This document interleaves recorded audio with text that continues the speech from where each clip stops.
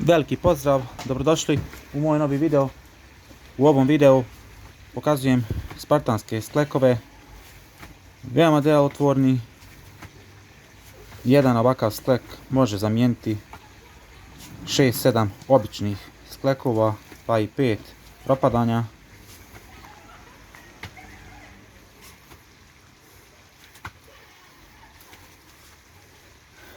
Ovdje dokraćite triceps kada ste već izmoreni, a ostalo vam je snage da odradite koje ponavljanje dijamant sklekova.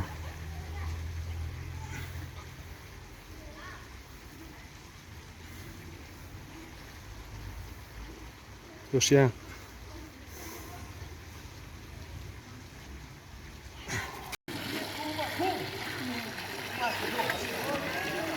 Ovdje malo radim ova propadanja sa podignutim nogama u poziciji L sita. Isto onako ne radim ovakve pokrete, ali čisto na nagovor.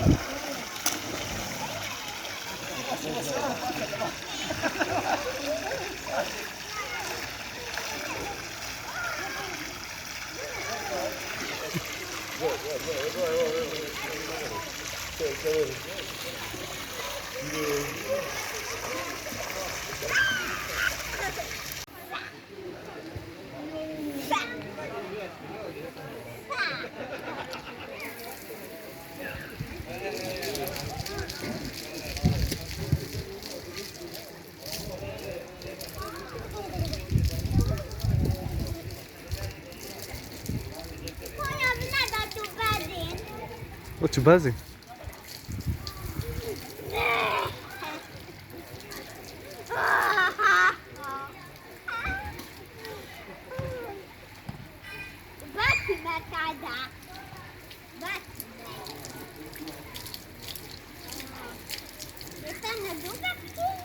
Essa vai ir do boca, vai de velho.